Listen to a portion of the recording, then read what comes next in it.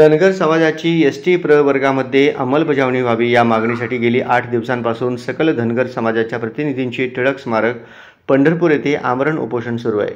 Doctor Chandrakant Pulkundwar यांनी उपोषणस्थळी भेट देऊन उपोषणकर्त्यांशी चर्चा केली। यावेळी त्यांच्या समवेत निवासी उपजिल्हाधिकारी मनीषा कुंभार, प्रांताधिकारी सचिन इथाफे, उपविभागीय पोलीस अधिकारी डॉक्टर अर्जुन भोसले, तहसीलदार सचिन लंगोटे उपस्थित होते।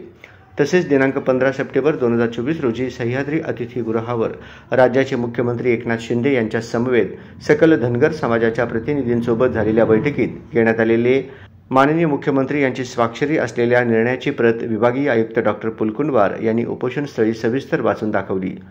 सदर प्रत उपोषणकर्त्यांना देण्यात आली। समाजासाठी आपण सुदृढ आणि व्यवस्थित राहणं गरजेचं असून उपोषणकर्ते यांना उपोषण सोडण्याची विनंती त्यांनी यावेळी केली।